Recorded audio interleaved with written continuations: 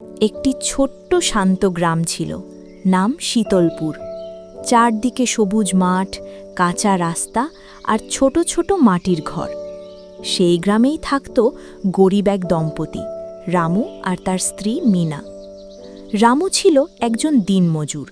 প্রতিদিন ভোরে ঘুম থেকে উঠে সে কাজের খোঁজে বের হয়ে যেত। কখনো কারো জমিতে কাজ করত, কখনো ইট বহন করত, কিন্তু সব দিন কাজ জুটত না।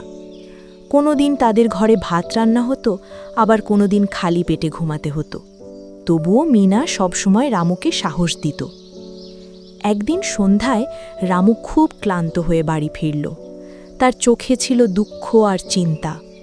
মিনা জিজ্ঞেস করল, কি হয়েছে রামু, আজও কি কাজ পাওনি? রামু ধীরে বলল, না মিনা, আজও কাজ পেলাম না। সংসার কিভাবে চলবে বুঝতে পারছি না। মিনা শান্ত গলায় বলল, মন খারাপ করো না, তুমি তো পরিশ্রম করছো, একদিন নিশ্চয়ই ভালো কিছু হবে। পরের দিন সকালে রামু আবার কাজের খোঁজে বের হলো।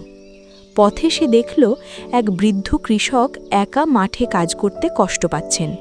রামু এগিয়ে গিয়ে বলল, চাচা, আমি কি আপনাকে সাহায্য করতে পারি? বৃদ্ধ হাসলেন এবং বললেন, যদি মন দিয়ে কাজ করো তাহলে অবশ্যই পারো। রামু সারা দিন মন দিয়ে মাঠে কাজ করল। তার পরিশ্রম দেখে বৃদ্ধ খুব খুশি হলেন। দিন শেষে বৃদ্ধ তাকে মজুরি দিলেন এবং সাথে কিছু ধানের বীজ দিলেন।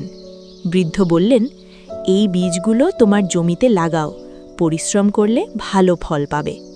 রামু বাড়ি ফিরে সব কথা মিনাকে বলল। তারা খুব আনন্দ পেল। পরদিন থেকে তারা তাদের ছোট জমিতে সেই বীজ লাগালো। প্রতিদিন তারা জমির যত্ন নিত। কয়েক মাস পরে তাদের জমিতে সোনালি ধানের ফসল দুলতে লাগল। রামু আর মিনা আনন্দে বলল, আমাদের কষ্ট আজ সফল হয়েছে। সেদিন থেকে তাদের জীবনে একটু একটু করে সুখ ফিরে এলো। শিক্ষা, পরিশ্রম আর ধৈর্য থাকলে একদিন সুখের দিন আসবেই।